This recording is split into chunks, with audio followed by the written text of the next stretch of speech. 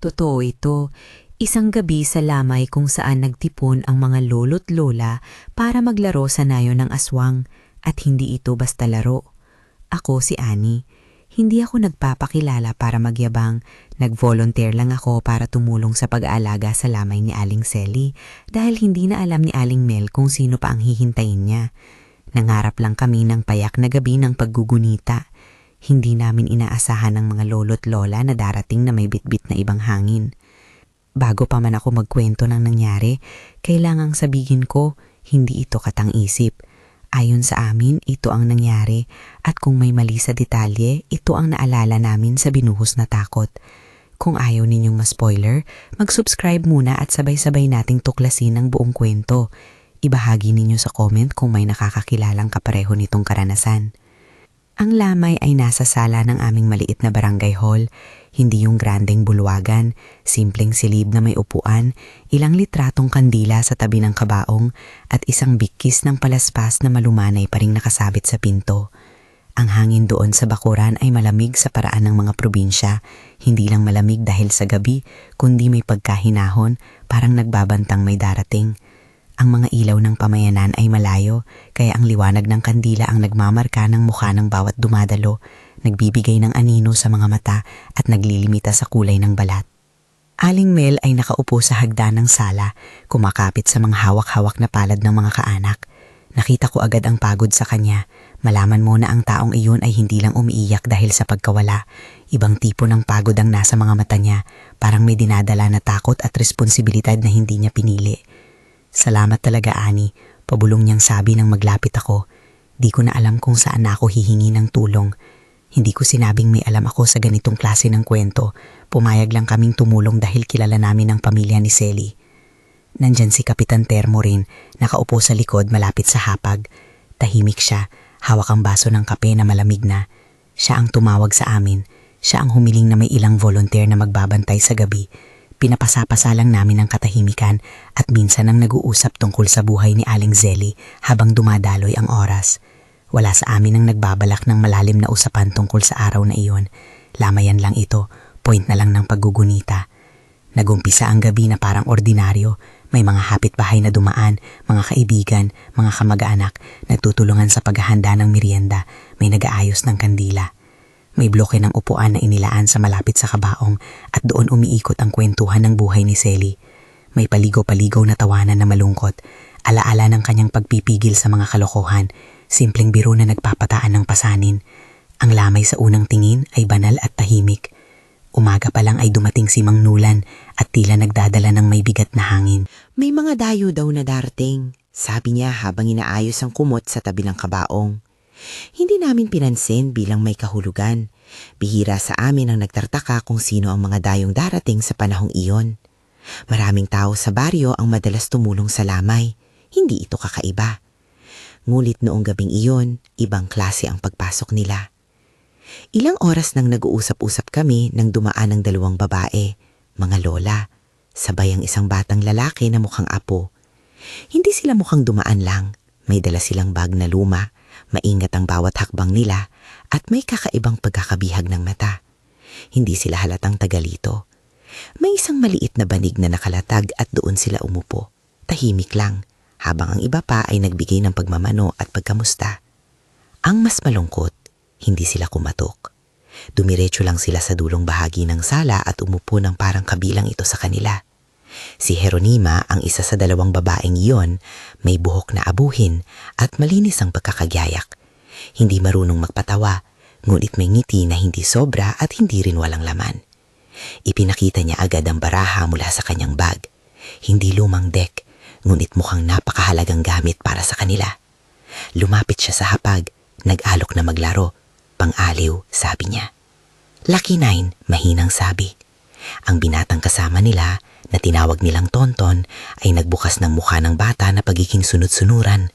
May pinagmasahe pa sa likod ng tenga ng kanyang lola. Okay lang po, sabi ni Aling Mel nang bahagya siyang numingi. Salamat sa pagpunta ninyo kahit hindi nyo kilala si nanay. Tila may pag-asa sa tinig niya at para sandali ay nawala ang bigat sa mukha niya. Isang normal na kabutihan lang.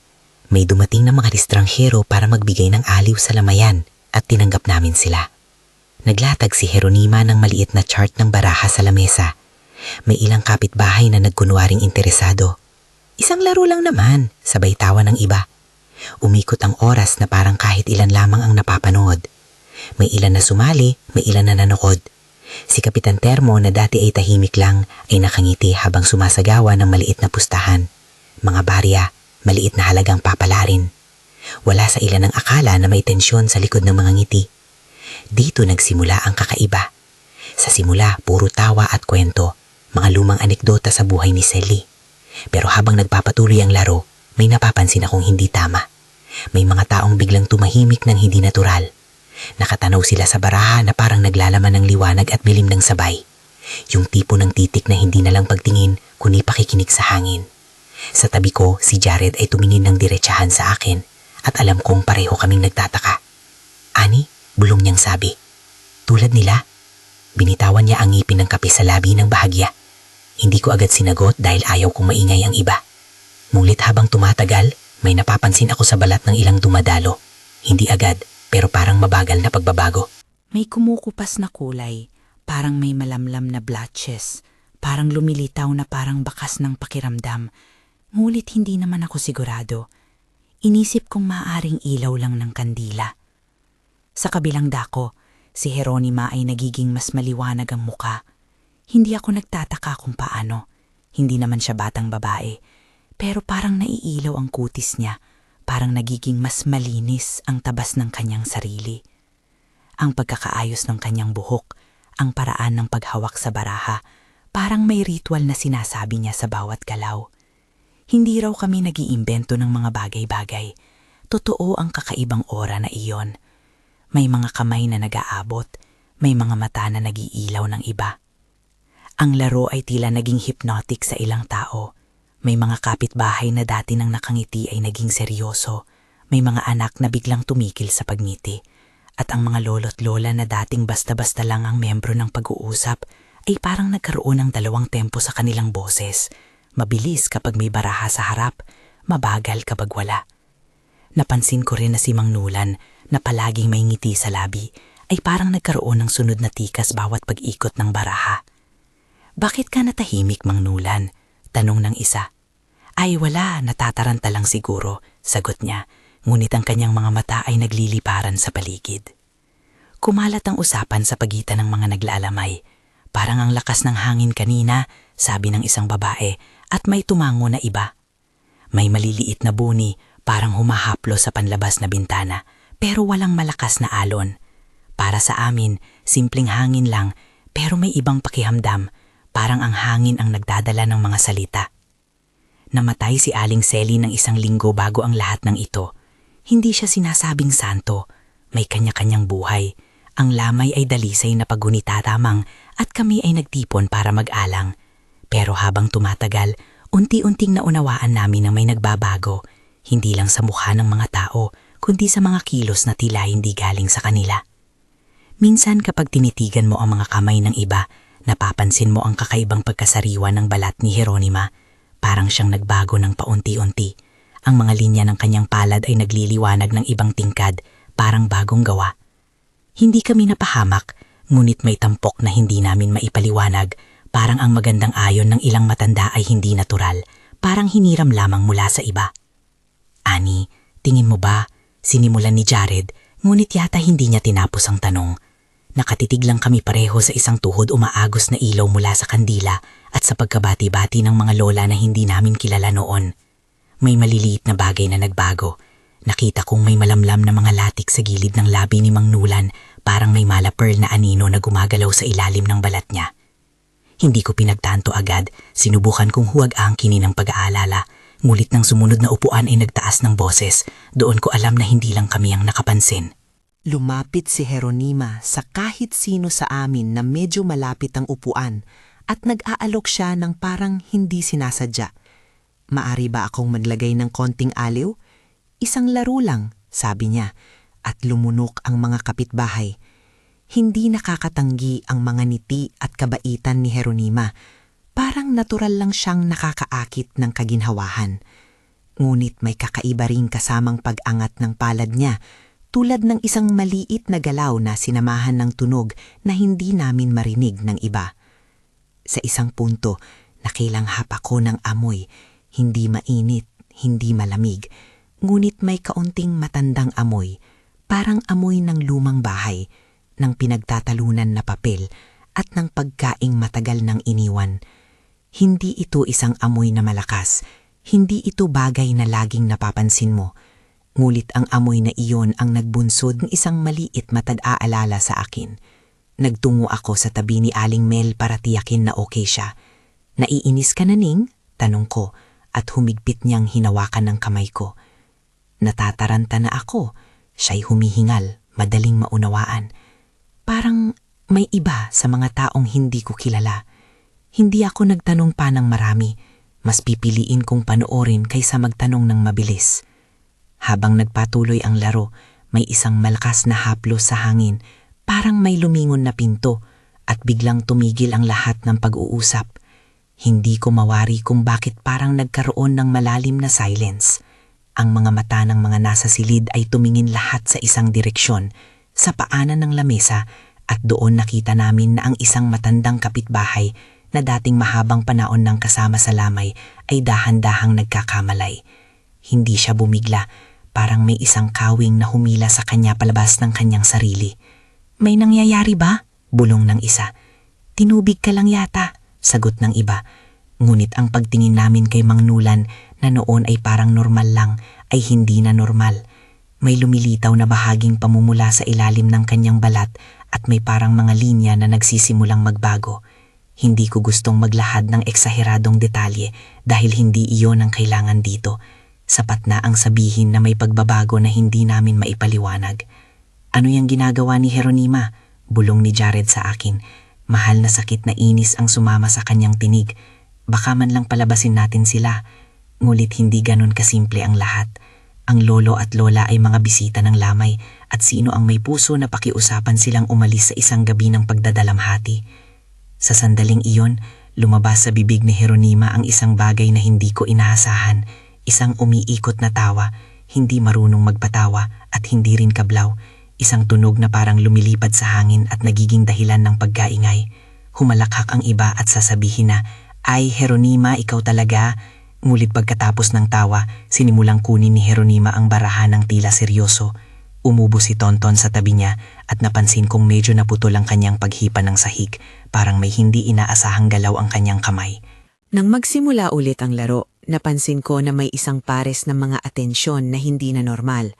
Ang baraha, sa kamay ng isang lola, ay tila bumibilis ng paggalaw. Ang mga mata niya ay dilat at parang nag-iiba-iba ang kulay. Hindi ako naniniwala agad. Hindi ako taong madaling maniwala sa mga kwentong kakatakutan. Pero ang pang-akit ay tumindi. Sa likod ng napakaliit na pagtawa, may kakaibang ritmo. Parang may musika na tumutugma sa pagbilis ng puso. May napapansin ba kayo? Tanong ng isa sa amin ng halos sigaw. Ilang tao ang tumingin ng mabilis at ang iba ay napahinto sa paghinga. Isa pang beses, may isang mapurol na paghilom sa hangin. Dahil sa kandila, ang mga anino na nagsiikot sa dinding ay nag-iba ng anyo. Ang mukha ni Jeronima ay parang mas mukhang bata sa isang sandali, hindi sa isang natural na paraan, kundi para bang may pumalit na tela sa mukha niya. Hindi kami nagsalita, tinitigan lang namin. Ako at si Jared ay nagtulungan na magpaalala sa isa't isa na manatiling kalmado. Huwag magparami ng mata, bulong ko. Let's not panic. Pero ang kalooban mo kapag nandun ay may kapangyarihan ring magdikta. Kapag hindi mo napapansin ang maliit na pagbabago, hindi ka agad makakilos. Ngunit nangangapa kaming pareho. Alam namin na kung may maliman, dapat namin itong pantayan ng tahimik upang hindi manginig ang lamay. Lumapit si Aling Mel sa amin at may umaasang tanong sa kanyang mga mata. Ani, ano sa tingin mo? Niyakap ko ang kanyang balikat. Tingnan natin muna ng mabuti, Mel. Huwag mo muna silang galawin. Hindi ko gusto ang gibayin ng anumang pakiramdam. Hindi kami naghahanap ng labis na atensyon. Ayaw kong sirain ang pagdaramdam ng taong nagdadalamhati. Pero hindi na madali ang pag-iwas. May isang 3 tao na sa harap ng aming mga mata. Ang pagkakayod ng balat ay parang nagbago. Hindi brutal na paraan, kundi parang ang buhok at ang kutis nila ay nagkaroon ng mismong tekstura na hindi nila dati. Hindi namin alam kung ano eksakto ang nangyayari, pero ang reaksyon ng mga taong iyon ay hindi natural. May mga ngiti na hindi tipikal, may mga mata na tila may ibang pagkakatitig. Ani, bulong ni Jared nang halos hindi marinig ng iba. Tingnan mo, siya. Tumuro siya sa isang lola, si Aling Jeronima, na sa ngayon ay nagsusuklay ng baraha. Sa kanyang mga daliri, ang baraha ay parang nagliliwanag, hindi dahil sa kandila, kundi dahil parang may sinisiwalat na bagay sa loob nila. Ano kaya gustong sabihin nito? Dagdag niya. Hindi na ako nakapagpigil ng pagtahimik. Lumapit ako at sinubukan palang tanungin si Jeronima ng simple. Tayo ba'y nangalaro lang o may inaalok kayo sa amin? Ngumiti siya at nagtanong sa akin pabalik, parang may konting lihim. Parang gusto ko lang magpasalamat sa inyo dahil binigyan ninyo kami ng tahanan ngayong gabi. Sabi niya, simple at may liwanag sa kanyang boses. Hindi ko paniniwala na normal ang liwanag na iyon. Ang liwanag niya ay may ibang lamig. Humina ang hangin ng kaunti at doon na namin nakita ng malinaw. May kutitap na parang dumudurog sa gilid ng pisngi ng isang matandang lalaki. Parang mga piraso ng lumang malat ang unti-unting pumapalit sa kanya. Hindi ito marahas, hindi grosero, pero sapat na ang paningin namin upang makaramdam ng takot. Hindi namin ito inilabas sa malakas na salita. Nagsalita kami sa tahimik. May ginawang ritual ba sila? Tanong ng isa sa amin. Ang sagot ay sabay-sabay na nakatingin kay Jeronima. Umabot sa punto na hindi na namin mapigilan ang kukuha ng distansya. May ilan na nag-alis ng upuan at tahimik na lumabas para huminga. Ang lamay ay hindi na simpleng lamay lamang, naging agawan ng pag-iisip. Sa paglabas ng ilang tao, may ineksena na hindi pa namin napaghandaan. May mga taong hindi kumikilos tulad ng dati. May mga mukha na ang ngiti ay nagiging sagot sa isang code. Hindi kami makapaniwala at ang takot ay kumalat sa amin tulad ng malamig na bula ng usok. Sa punto na iyon, isang matandang kapitbahay ang tumayo at nagsabi ng madilim. Hindi dapat natin hayaang manalo ang ganon. Mahina ang kanyang boses pero may determinasyon. Ano ang ibig mong sabihin? Tanong ni Kapitan Termo at ang kanyang tinig ay malalim dahil sa pag-aalala. May mga paraan ang nakaraan, sagot ng matanda. Hindi na uso sa atin pero may alam pa ang ilan. Hindi na namin narinig ang buong paliwanag dahil ang puso ng lahat ay umikting. Sa loob ko, nagkaroon ng alingaw-ngaw na dapat may taong titingin ng malinaw, may dapat gawin. Ngunit ang usapin, sino ang magsasabi at ano ang uunahin? Hindi kami grupo ng mga bayani. Nag-volunteer lang kami para tumulong sa lamay ni Selly. Ngunit ang sitwasyon ay nagbukas ng pinto ng isang posibilidad na hindi namin plinano. May kailangan kaming tawagin, isang albularyo. Lumipad ang pangalan ni Mang Calixto sa hangin ng aming murmur. Hindi ko inaasahan na ito ang magiging sagot, pero maraming kapitbahay ang nagbanggit sa kanya na parang siya lang ang may alam sa lumang panuntunan. Si Mang Calixto ay isang albularyo na matagal nang nababalitaan sa amin. Hindi palaging pinapaniwalaan, ngunit may alam siyang mga alamat at may mga bagay siyang nabigo at nagtagumpay dati. Tumango si Kapitan Termo at nagsabing tatawagin natin siya, hindi dahil kami ay may paniniwala, kundi dahil hindi namin kayang hayaang lumala ang nangyayari. Ani, bulong ni Aling Mel ng halos maluha, kung may paraan, ayaw ko nang masaktan pa ang sinuman. Ang kanyang tinig ay naglalaman ng pagod at panalangin na hindi kailangan ng salita. Hinawakan ko ang kanyang kamay ng mahigpit. Alam kong hindi kami nag-iisa sa hangaring iyon. Ngunit ang pagpunta kay Mang Calixto ay hindi simpleng pagkuha lang ng tao. May kahilingan, may bayad na emosyonal at may panganib. Habang pinaplanuhan namin ang tatawagin, bumalik sa isip ko ang mga sagot ni Jeronima, ang liwanag sa mata, ang pag-ayos ng baraha, ang pag-akit sa laro. Kung totoo ang aming pinaniniwalaan, hindi simpleng mga bisita ang dumating. Pero paano namin malalaman kung ano ang totoo? At paano kami gagawa ng hindi sinasaktan ang lamay at ang pagdadalamhati ng iba? Nag-usap kami ng mabilis. Si Jared, na laging mapagpasyensya, ngunit ngayon ay seryoso. Si Kapitan Termo, na pilit pinapakitang kontrolado. At si Aling Mel, na umiiyak ng tahimik. May ilang kapitbahay na nagmumuni-muni. Ang ilan sa kanila ay naniniwala na ang mga lola ay may dala lamang na aliw at hindi dapat kaagaw. Ngunit ang mukha ng ilang dumadalo, ang pagkabagot na sumulpot dahil sa pagtingin lamang sa kamay ng iba, lalong tumitibay ang damdamin namin na may nangyayari. At doon nagpasya kami, tatawag kami kay Mang Calixto. Hindi magtatagal bago namin marinig ang mga hakbang ng isang matandang lalaki na papalapit sa aming barangay. Nguit bago pa man siya dumating, may mga maliliit na palatandaan pa rin na hindi namin maiiwasang mapansin. May ilang tao na hindi mapakali, may mga kandila na tila sumasasayaw sa hangin. May isang napakaliit na pagngiti na dumaan sa labi ni Jeronima habang tumingin siya sa pinto. Hindi basta ngiti, kundi ngiti ng pakinabang. "Ani," bulong ni Jared ng may kaba. "Hindi ba dapat nating sabihan ng iba?" Tumango ako dahil totoo, hindi namin dapat pagtakpan ang nangyayari sa lamay. Pero ang paglabas ng salita ay parang pagsindi ng kandila sa isang malakas na hangin, baka magdulot ng pagkabahala. Hindi kami sigurado. Ngunit may paninindigan kami, hindi namin hahayaang masaktan ang kahit sino. Sa pagpasok ni Mang Calixto, may dala siyang isang maliit na bag, hindi estilo ng mga pelikula. Hindi kami nakatingin sa laman nito. Alam namin na may dala siyang lumang kaalaman at iyon lang ang kailangan namin. May nakapikit siyang ilang sandali bago tumingin sa amin. May kaluluwang pag-unawa na lumalabas sa kanyang mata. "Ani," malambing niyang sabi ng malayo. "Kayo ba ang tumawag?" Ang kanyang boses ay mababa at malamig, parang nagmumula sa ilalim ng lupa. Hindi siya hindi kapaniniwalang tao. Isa siyang lumang tinig na may bigat ng taon. Ngunit may kakaibang katahimikan sa kanya na hindi kami natakot agad. Tila siya ay dalubhasa sa pag-unawa ng mga bagay na hindi namin lubos na nasusukat.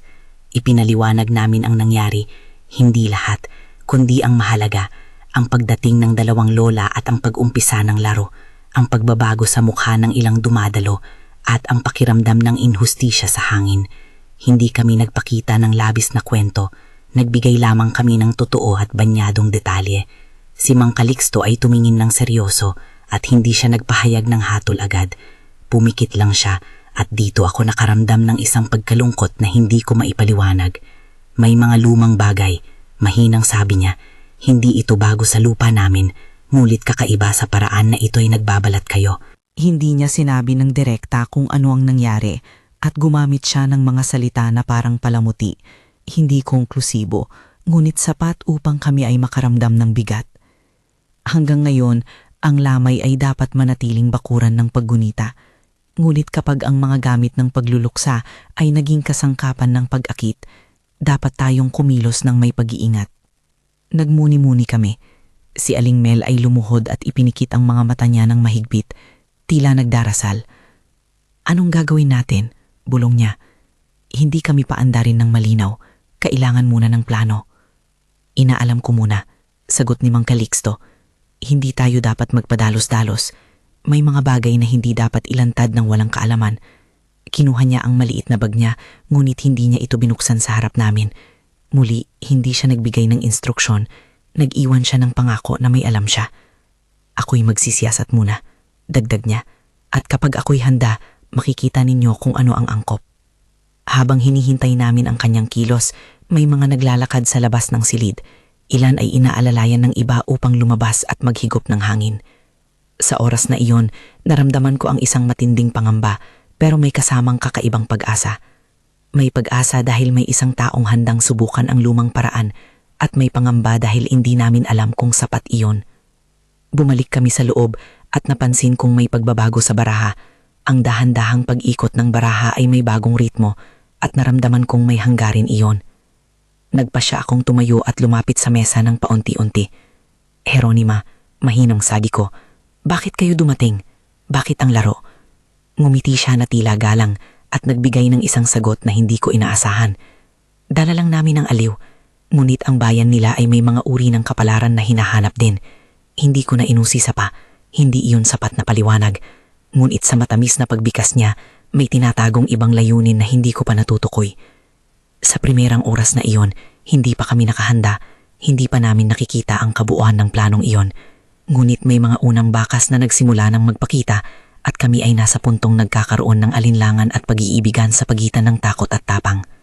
Malamig ang gabi at parang nagbabalik tanaw ang hangin sa amin. May mga susunod na hakbang na kailangang gawin at ang aming katahimikan ay parang pag-ikot ng baraha, Hindi kami makatiis na hindi magtiklop ng bagong card. Ngunit bago pa man namin matuklasan ang buong katotohanan, tumahimik ang silid ng isang buong minuto at doon, sa gitna ng katahimikan, sumampal sa akin ang tunog ng mahihinang pag-iyak mula kay isang sulok. Si Aling Mel ay bumaba sa hagdan at dumugtong sa akin. Ani, ang kanyang tinig ay naglalaman ng lahat ng walang malay na takot. Kung may mangyari, huwag mong hayaang mawala ka rin ha. Napangiti ako kahit paiyak. Hindi ka iiwan, sagot ko ng pilit na matatag, ngulit ang puso ko ay kumatok ng malakas.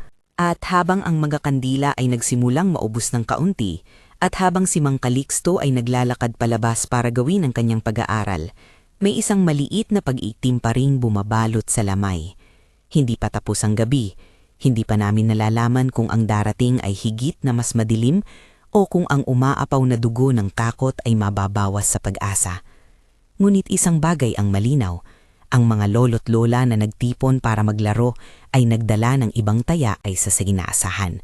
At ang taya na iyon ay hindi pera o prutas ng baraha. Ito ang kanilang balat, ang kanilang pagkatao. Nang buksan ni Mang Calixto ang pinto para lumabas, napatingin ako sa direksyon ng ilang naglalaro. Ang isang lola, si Jeronima, ay tumingin sa amin ng tahimik. May ngiting hindi na angkop sa lamay at may bahagyang pag-angat ng kanyang mga kilay na nag-iiwan ng tanong sa hangin. Hindi niya inalis ang baraha sa kanyang kamay. Ani, bulong ni Jared, handa ka na ba? Tumalikod ako papunta sa kanya at sa likod ng kanyang mata may apoy ng proteksyon. Hindi siya simpleng kasamahan. Handa, sagot ko, kahit pa ang boses ko ay nanginginig. Ang lamay ay naging isang teatro ng mga hindi inaasahang kilos, mga malalambot na tawa, mga hindi mapakling halakhak at mga mata na tila dinaraanan. Hindi namin alam kung hanggang saan ang kakayahan namin na protektahan ng sinuman, pero alam namin na hindi kami mauuwi sa katahimikan na hindi kumilos. Doon nagtapos ang unang bahagi ng gabi, ang pagdating, ang laro, ang pagbabago. Hindi pa namin nasusubok ang kabuang lakas ng kahidyan at hindi pa namin alam kung ano ang magiging kapalit ng aming pagpili. Ngulit sa likod ng lahat, may iisang tanong na paulit-ulit na umuukit sa isipan ko. Sino ang tunay na naglalaro ng gabing iyon at sino ang talagang kapos sa taya? Hindi ko malilimutan ang paglakad ni Mang Calixto palabas ng bahay. Mabagal ang kanyang hakbang, tila sinusukat niya ang hangin bago siya tumayo ng harap-harapan ng mesa kung saan naglalaro ang mga lolo't lola. Tahimik lang siya ng ilang sandali. Pinagmamasda ng mga mukha, ang mga kamay na nangingilim, ang mga mata na tila nakaayos na hindi sa kanilang orihinal. Nang tumingin siya kay Jeronima, nagkaroon ng maikling pagkibit balikat, hindi panunukso kundi pag-aalala. May alala akong ganito noon, sabi niya, mahina, parang nagsasalaysay sa kanyang saili, ngunit iba ang timplalang hangin dito. Kinuha niya ang maliit na bag niya at hinawakan lang sa dibdib, hindi niya agad binuhos ang laman, hindi kami nangahas na humingi. Alam naming hindi ito eksena ng palabas, alam naming delikado ang bawat galaw. Ano ang sasabihin mo? Tanong ni Kapitan Termo ng mabagal. Ang kanyang tinig ay may bigat ng responsibilidad. Siya ang kapitan ng aming barangay at ang lamay ay naging puko ng hindi inaasahang kaguluhan. Hindi natin kailangan ng magulong diskusyon, sagot ni Mang Calixto. Kailangan ng katahimikan at ang buong pagtingin ninyo, huwag magpapadala sa emosyon. Makikiusap kayo sa akin at makikinig ako, ngulit dapat maging maingat tayo. Nagpasya siyang magsiyasat muna sa mismong silid, hindi sa marahas na paraan, kundi dahan-dahan, parang doktor na sumusuri ng mahihinang pulso. Dumaan siya sa mga upuan, hinawakan ng pulso ng ilan, hindi siya nagtanong ng malakas, hindi namin narinig ang kanyang bulong, pero nakita namin ang pag-igting sa kanyang mga palad. Tumigil siya sa paanan ng lamesa at tumingin sa baraha ng tumahimik. Ang barkadahan ng hangin dito ay may ibang indayog, sabi niya. Kailangan nating tanggalin ang pag-akit, hindi ang katauhan ng mga tao. Marami sa amin ang nagulat na marinig ang mga salitang tanggalin ang pag-akit. Ano ang ibig sabihin niyan? Paano ito gagawin sa lamay, sa entablado ng pagdadalamhati? Ngunit si Mang Calixto ay hindi nagpakita ng takot, may katiyakan siya. May kalakip silang ritual na gumagamit ng aliw, dagdag niya. At kapag ang aliw ay naging pagkain, kailangan itong pigilan. Muli, hindi niya ibinikay ang kung paano, hindi kami humingi.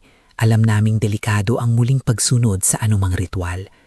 Umupo siya sa pinakaulo ng upuan at hinawakan ng kamay ni Aling Mel. Tumingin siya ng diretso sa amin. Hindi madali iyan, bungad niya. Kapag ang isang nilalang ay kumukuha at nagpapalit, ang tanda ay nakikita sa mga mata at sa balat. Hindi palaging sa isang iglap. Kailangan nating unahin ang taong nagdadalamhati at ilayo ang hindi natin kilala. Paano, ma'am? Tanong ni Jared nang medyo malabnaw ang boses. Paano natin aalisin ang impluensya na hindi sinasaktan ang mga naulila? Hindi siya nagbigay ng simpleng sagot. May konting katahimikan bago siya nagsalita. Ano ang alam ninyo tungkol sa kanilang pagdating? Tanong niya.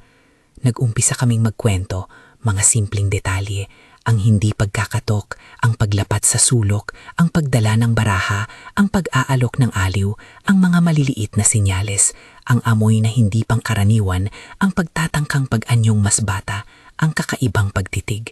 Ipinakita namin ang aming mga damdamin at tila bawat salita ay nagdagdag ng bigat sa hangin. Humawak si Mang Calixto ng isang maliit na pirasyo ng palaspas na nakasabit sa pinto at pinagmamasdan ito ng mahaba. Ang palaspas, sabi niya, ay tanda ng pag-aalay. Mali ang ipalagay na kami lamang ang may-ari ng palaspas na yon, may iba ring naggamit nito at ginawang daluyan. Hindi niya sinabing sinong gumawa nito, ngunit hindi na namin kailangan pang itanong. Alam namin ang hinahanap niya, isang koneksyon sa lumang paniwala na ginawang susi ng pag-akit. Agad na kumilo si Kapitan Termo, hindi na naghihintay pa ng maraming paliwanag. Alin ang pinakamadali naming gawin? Tanong niya. Kahit maliit na hakbang, huhulaan natin, baka meron tayong pwedeng gawin para hindi lumala. Hindi ko alam kung ano ang nasa isip niya, marahil ay gusto lamang niyang aksyonan ang takot ng mga tao. Si Mang Calixto ay tumayo at sa unang pagkakataon ay nagpakita ng kaunting pagngingiti. Hindi mapagmalabis, kundi may pag-asa. Ang dapat nating gawin, ibuklod ang komunidad, sabi niya. Hindi ako magtatakda ng sunod-sunod na utos, ngulit kailangan ng pagkakaisa. Hindi ako nagmumungkahi ng pag-atake, nagmumungkahi ako ng pag-iingat at panalangin sa aming paraan. Hindi niya sinabi ng malakas ang hindi namin dapat gawin, at mabuti iyon, hindi namin kailangang marinig ang mga detalye. May isang pakiramdam na hindi na namin dapat mag-aksaya ng salita, kundi gumawa ng mga tahimik na plano. Tumayo si Mang Calixto at sa loob ng kanyang maliit na bag may ilang simpleng bagay na nagliwanag sa ilalim ng kandila. Ilang piraso ng kahoy na may ukit, isang maliit na garupon ng langis na maalat ang amoy, isang supot na may tila butil at abo. Mga bagay na hindi niya inilabas nang ipinapaalam ang tamang paggamit. Alam namin na gagamitin niya ito, ngunit hindi namin tinanong kung paano. Bumalik kami sa lamay na may mas malalim na pag-iingat. Ang mga lolo't lola ay patuloy na naglalaro, ngunit may kakaibang katahimikan na tila pumapalit sa tawanan. Makikita mo sa kanilang mga mata na may ibang nilalang na sumilip. Sa isang sulok, si Aling Mel ay nakayuko, hawak ang nakatagong kamay ni Selly sa loob ng kabaong. Hindi niya hawak ang katawan, kundi ang alaala.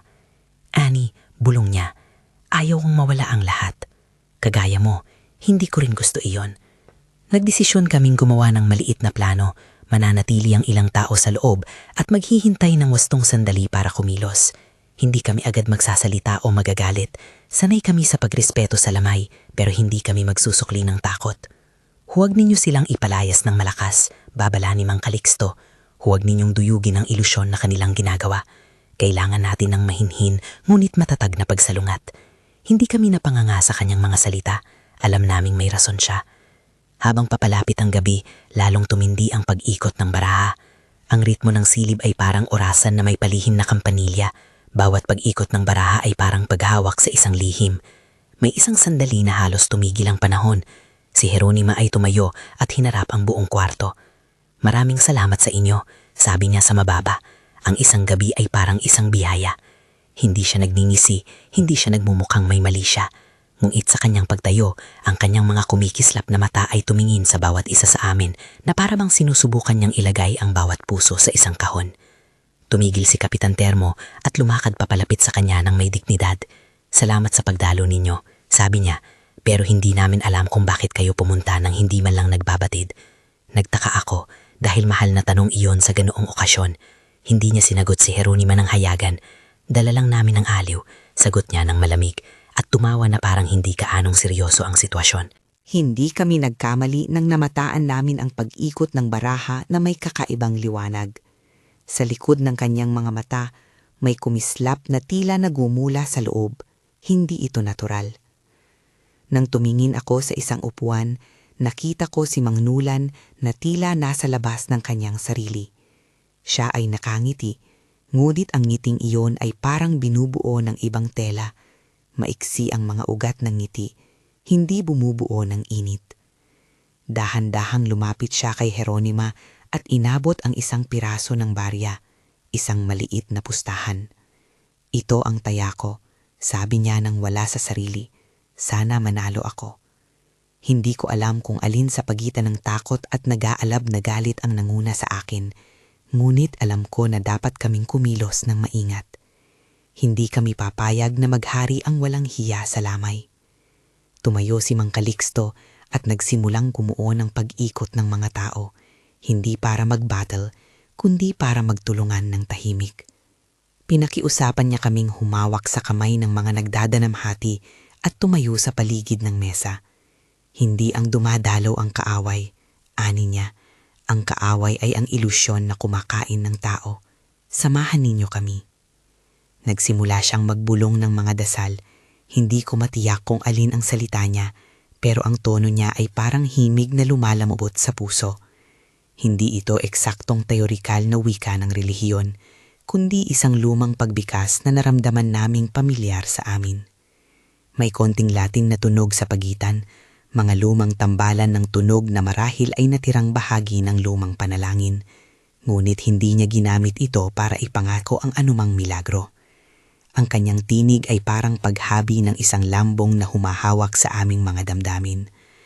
Hawak namin ang mga kamay ng may luha at pag-asa. Habang gumagalaw siya, hinawakan ni Kapitan Termo ang kamay ni Mang Calixto. Saan ka man nanggaling, Mang? Mahina niyang sabi, maraming salamat. Hindi niya sinabi kung anong klaseng salamat. Mulit sa aming pang-amoy, may pag-asa na unti-unting nabubuo. Ang mga kandila ay parang sumasabay sa paghinga namin, pababa, pataas, ngunit may lumalampas na tensyon. Ngunit hindi naging madali. Sa kalagitnaan ng mga panalangin at paghawak kamay, may nangyaring hindi inaasahan. Tumawid ang maliit na apoy mula sa isang kandila papunta sa isang supot na hindi inaasahan ng paggalaw, ang supot na may mga lumang butil at abo. Hindi ito naguntog ng malaki, maliit lang ang paglingap at agad naman itong nasupil. Ngulit sapat iyon para kumalka ang takot sa loob ng silid. Baka ito ang simula ng mas delikadong bagay. Agad na lumakas ang maliit na ihip ng hangin at tila may humahaplos sa aming noo. May nagsabi na huwag hayaang mahawa ang takot at doon nag-umpisa kami ng mas seryosong kilos. May isang sandali na ang lahat ay tila naka-freeze. Si Jeronima ay tumingin sa amin ng matagal at parang inisip ang mga salita na bibitawan. Nang magsalita siya, ang boses niya ay iba ng pagkabisis, parang nagmula sa ibang pitik. Salamat, sabi niya, at sa kanyang mga labi may nakikitang ngiti na parang nagbabaka sakali. Dahan-dahang tumayo siya at inabot ang baraha sa isang malaking lalagyan. Hindi niya iniwan ang baraha, ngulit naging tila sagisag ang mga ito ng pag-alis. Sa pag-alis niyang iyon may kakaibang rido sa hangin, parang may humihikbi sa dulo. Dito sumiklab ang kakaibang punto, ang unang direktang pagtutol. May isang matandang lalaki na tumayo at humarap kay Jeronima. Hindi siya masyadong malakas o matangkad, maliit lang siya, ngulit may paningin ng isang tao na hindi matitinag. Hindi namin kayo kailangan, sabi niya. May lakas ng loob. Umalis kayo. Hindi namin kailangan ng aliw ninyo. Para sa ilang sandali, nagkaroon ng tensyon. Si Jeronima ay tumingin sa kanya at nungiti. Isang ngiting hindi natin nagugustuhan. Ay, matanda, sagot niya. Parang kinikiraan. Bakit ka naman ganon? Hindi natin dapat sirain ang gabi. Ang mga mata ng matanda ay parang sumunog at humarap siya ng tahimik. Hindi namin alam kung alin ang kakayanin ng grupo, ang kapangyarihan ng lumang pag-akit o ang paninindigan ng nakararami. Ngunit ang mahalaga ay ang pag-iisip ni Mang Calixto. Kung siya ay mananatili, wika niya, ang lamay ay mawawala ang katahimikan. Hindi niya sinabi ang ibig sabihin ng mawawala, hindi niya kailangang sabihin. Alam namin na hindi niya iyon babangitin nang hindi nag-iingat. Nagdesisyon kami, aalisin namin ng marahan ang mga di umano'y dayo. Hindi ito madali, hindi kami basta-basta aalis ng tao na may galang sa lamay. Ngunit may mga paraang ginamit.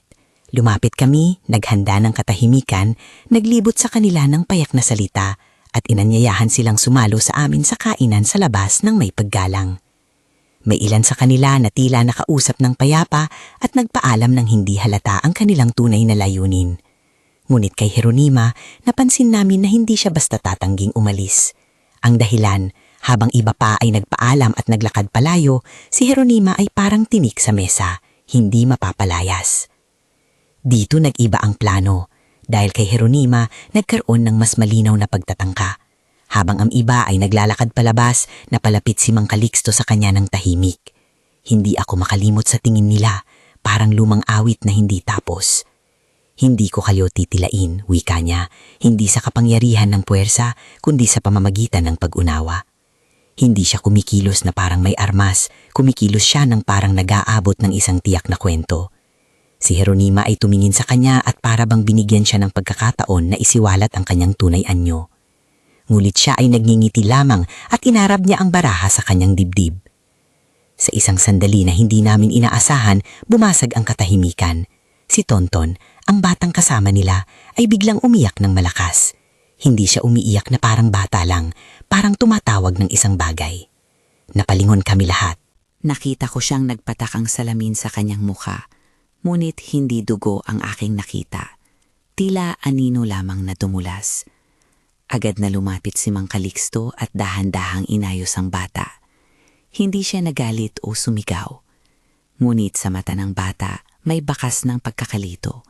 Hindi niya maintindihan kung bakit siya umiiyak. Nang mag-umpisa si Mang Calixto ng isang mas matagal na bulong, naramdaman ko ang kakaibang tensyon na tumataas. Pilit niyang kinokontrol ang sigaw ng paligid, hindi para supilin ang mga tao, kundi para pigilin ang pang-akit. Muli, hindi siya nagbigay ng teknikal na detalye, hindi namin iyon hiniling. Ang katahimikan at ang mga tahimik na bulong niya ay may lakas ng hindi namin inakala. Dumaan ang oras at naramdaman namin ang pagbabago. Hindi kaagad, ngunit may unti-unting pag-urong ng kakaibang aura. Una, may isang matandang lalaki na dating may kakaibang pag-ilaw ay tumikhim at huminga ng malalim. Annie, mahina niyang sabi nang hindi nagbago ang mukha, parang ako'y nakabalik na. Hindi namin alam kung paano niya nalaman iyon, baka mental, baka isang kusang pagbabago. Ngunit ang mahalaga, may nagsimulang bumalik sa dati. Nagpatuloy si Mang Calixto sa kanyang pagbulong at sa pag-ikot sa sulok. Ginawa niya ito ng may paggalang sa lamay at sa mga naulila. Hindi ito simpleng palabas. Tila may pakpak ang kanyang mga salita. Hindi malinaw kung anong wika ang kanyang sinasambit, ngunit alam namin na lahat ay nakikinig. Sa kanyang pag-ikot, may isang maliliit na kislap ng liwanag na tila naglilinis. Hindi ito sunog na sumusunog, kundi parang liwanag na naglilinis ng alikabok. Ang mga mata ng aming mga kapitbahay ay nag-iba. Muli, hindi agad. Ngunit unti-unti, ngunit hindi kami nagtagumpay ng walang masaklap na sandali. Sa pag-urong ng impluensya, nagkaroon ng panibagong pag-aalsa. Si Jeronima, noon ay parang regular na bisita, ay tumindig ng bigla at ang kanyang anyo ay nag-iba. Sa halip na magpakita ng katahimikan, nagpakawala siya ng isang malalim na tawa. Hindi siya nag-iisa, may iba pang boses na sumabay at tila tumutugon sa hangin. Ang kanyang balat, na dati ay tila mas bata, ay dahan-dahang nag-iba. Hindi ko ipapaliwanag ng marahas, ngunit parang may isang kumot na niluluhog sa kanyang gilid. Narinig ko ang mahinang ungol mula sa ilang tao, hindi dahil saksak, kundi dahil sa takot mismo. Lumalabas siya, bumulong si Jared, hindi siya ang tao na sa amin. Lumuhod si Mang Calixto ng mabilis, hindi ito pananalakay, kundi isang hiling, hindi ka namin ipagdidiriwang. Sabi niya sa katahimikan, hindi kami papayag, umalis ka sa katauhan na iyong inagaw. Hindi niya ginamit ang malalakas na salita, ang kanyang tono ay puno ng pag-asa at paniniwala. Sa ilang sandali, ang usok mula sa maliit na bagay na ginamit niya ay umusbong. Hindi ito napakalaki, ngunit sapat para magbigay ng kakaibang aroma sa hangin. Maalat, may halong damo at bango. Ang mga mata ng aming mga kapitbahay ay nag-iba. Muli, hindi agad, ngunit unti-unti. At saka nangyari ang hindi namin inasahan. Si Jeronima ay nagbago ng anyo ng isang iglap. Hindi sa paraan ng pelikula, kundi para bang nabunot ang palamuti. Ang kanyang mukha ay naging ibang bagay. Hindi grotesk, kundi parang nagpatibay ng isang bagay na hindi namin makilala. Hindi ko imalarawan ng detalyado ang nangyari. Sapat lang na sabihin na nakita namin ang mismong kawalan ng tao sa likod ng ngipi. Sa sandaling iyon, may naglitaw na panginginig sa buong katawan niya at tumalon siya palayo sa mesa. May tahimik na pagsabog ng sigaw sa loob ng lamay. May ilan ang tumakbo palabas upang huminga. Hindi namin pinigilan ang pagkilos niya. Hindi iyon ang punto. Pinigilan namin ang pagkalat ng takot. Si Mang Calixto ay mabilis na kumilos, hindi sa pagiging marahas, kundi sa paglalagay ng isang simpleng kahoy na ukit niya sa harap ni Jeronima. Hindi ito isang inkantasyon na turuan, kundi simbolikong hakbang na ginawa niya dahil iyon ang tradisyon niya. Sa sandaling iyon, parang may lumabas na usok mula sa kahoy at may tunog na parang malambot na humahaplos. Nagising si Tonton at tumingin siya sa kanyang lola na parang hindi maintindihan. Hindi ko masasabi kung ano talaga ang nangyari sa kahon ng mga nangyayari. Ang aking ulirat ay nakatutok sa mga mata ni Jeronima. Dahan-dahan, parang may lamig na pumalibot sa kanya. At sa isang iglap, sumigaw siya. Hindi malakas, kundi puno ng anyo ng pagluluha. Umalis, sigaw niya. Hindi sa lingwaheng pamilyar, kundi sa isang tinig na nagpapatibay ng hangin. Pagkatapos noon, parang may kumalat na liwanag sa paligid niya at siya'y nawala. Hindi siya parang nilusaw sa hangin, kundi parang binawi mula sa mukha ng mundo, parang sinuklay ang isang kumot at inalis. May ilan ang tumakbo papunta sa lugar kung saan siya huling nakita. Hindi siya nandoon. Wala ang mga dalang baraha. Ang supot na daladala niya ay wala na. Para bang may ipinaghahandog niya bakas, kundi wala kaming pisikal na ebidensya. Ang mga lolo't lola na dating nagaanyong hindi sa kanila ay nagsimulang kumalas. May ilan na umuwi ng maaga, ang iba'y iniwan ng kanilang mga upuan at umakyat sa gabi. Hindi namin alam kung saan sila napunta, ngunit ang lamig na dala nila ay tila napawi. Pagkatapos ng mga sandaling iyon, nagsimulang humupa ang tensyon. Ang mga tao ay nagkamalay-kamay, ang mga mata ni Namang Nulan at iba pa ay lumihis pabalik sa dati. Parang may mga bahagyang sugat na nawawala. Ang mga muka ay nagbalik ng normal. Hindi ito perpektong pagbabalik. May mga palatandaan pa rin ng mga bakas, mga linya na hindi lumipas agad. Ngunit ang pinakamahalaga, buhay pa ang mga tao. Naupo kami ng tahimik. Hindi kami nagsalita agad. Ang lamay ay bumalik sa ising tono, hindi lamang dahil sa pagalis ng ibang imahe, kundi dahil muling nabuo ang lugar ng pagdadalamhati. Si Aling Mel ay humiga sa hagdan at iniyak niya ng buong lakas. Hindi natakot lang ito, isang malalim na pagluha para sa kanyang nanay at para sa lahat ng nangyari. Nilapitan ko siya at niyakap. Hindi namin alam kung paano ibabayad ang takot na iyon, pero alam namin na naroon kami para sa kanya. Si Mang Calixto ay tumayo at napumplak ng bahagya. Hindi ako mag-aangkin ng kabuang tagumpay, wika niya ng payak. Ngulit alam kong may katotohanan ang naganap. Hindi ito basta panaginip. May mga lumang paraan na gumagana kapag ang tao ay nagbubuklod at nagdarasal ng taos. Hindi niya sinabing laging epektibo ang paraan niya. Hindi iyon bahagi ng kanyang salita. May kalaunan na pag-amin ng limitasyon at iyon ang nagbigay ng kredibilidad sa kanyang pagkilos. Sa susunod na mga oras, unti-unti naming inayos ang lamay. Hindi na kami nagkakatinginan tulad ng dati. Nag-usap kami tungkol sa kung ano ang naramdaman namin, sa mga maliliit na detalye na hindi namin mapaliwanag. May mga nagsabi na nakita nilang may ibang katauhan sa likod ng ilang mukha. May iba na nagkwento ng amoy na tila may lumang alaala. Kami ay nagbahagi ng takot at pag-asa, at sa gitna ng pagod, may maliit na pagngiti. Umaga na nang mag-alis kami. Bago tumalbok si araw, may mga nagtulong-tulong sa pag-aayos ng lamay. Mga bagay na simple lang, pagwawalis ng sahig, pagsasaayos ng ilaw, paglalagay ng bagong buwan ng palaspas. Hindi kami nagtatagumpay dahil sa milagro. Nagtagumpay kami dahil nagtiwala ang komunidad at kumilos ng magkakasama. Si Mang Calixto, nang paalis na, ay hindi nag-iwan ng malaking paliwanag. Mag-ingat kayo sa mga darating, sabi niya ng payak. Huwag agad maniwala sa mga ngiti. Hindi kami nagtanong ng iba pa. Alam namin ang di umano niyang ibig sabihin. Magbigay ang komunidad ng pagtingin at huwag basta-basta magbukas ng pintuan sa mga hindi kilala. Bago siya tuluyang umalis, lumapit si Aling Mel at nagpasalamat ng halos hindi mahingal. Maraming salamat, sabi niya, may mga matang pula at basang-basa. Hindi ko alam kung paano sasagot ang puso ko. Hinawakan niya ang kamay ni Mang Calixto ng mahigpit. Alam ko, sagot niya, maging maingat kayo palagi. Muli, hindi ko alam kung anong eksaktong nangyari sa loob ng panahong iyon sa pagitan nila, ngulit sapat na ang maliit na palitan ng salita. Ang pagkilos ni Mang Calixto ay hindi naging ikon ng pangako, naging alaala ng tulong. Lumipas ang mga linggo at may mga epekto pa rin sa amin. May ilan na nagkwento ng panaginip na muling bumalik, mga anino na kumakaway sa kanila kapag sila ay nag-iisa. May mga sandali na ang bata sa kapitbahayan ay tumatangis sa gabi at nagsasabing nakita niya ang lumang lola sa bubong. Hindi namin inisip ang mga ito bilang hakso ng kabaliwan. Hindi namin minamaliit ang mga karanasan ng mga tao. Pinakinggan namin at nagbigay ng suporta. Ang panibagong pagtitiwala at pag-iingat ay nagpatuloy na bahagi ng aming buhay. Isang gabi, ilang buwan ang lumipas, nagkaroon muli ng maliit na pagtitipon ng barangay, hindi sa lamay, kundi isang simpleng salu-salo para sa mga matatanda.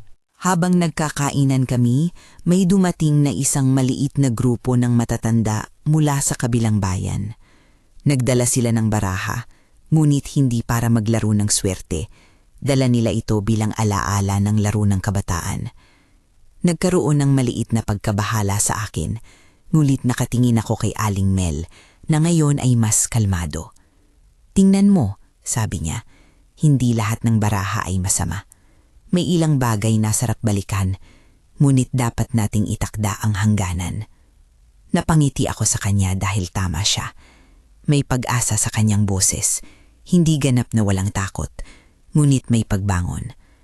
Ang karanasan ay nag-iwan ng bakas, ngunit hindi ito sumupil sa ating kakayahan na magmahal at mag-alaga. Sa katunayan, ang nangyari ay naging paalala sa amin na ang komunidad ay hindi bagay na basta-basta maubos. Ito ay nabubuo sa mga tao na hindi natitinag sa pagdadalamhati. Hindi ko sinasabi na ang lahat ng takot ay nawala. May mga gabi pa rin na ako ay muling magigising at kakausapin ang sarili tungkol sa mga matatandang muka na nagngingiti noon. Ngunit mas madalas, kapag tinatanong ako tungkol sa nangyari, sinasabi ko na ito ay isang gabi kung saan nakita namin kung gaano kahalaga ang pagkakaisa. Hindi ito isang kwento ng pananampalataya o dogma.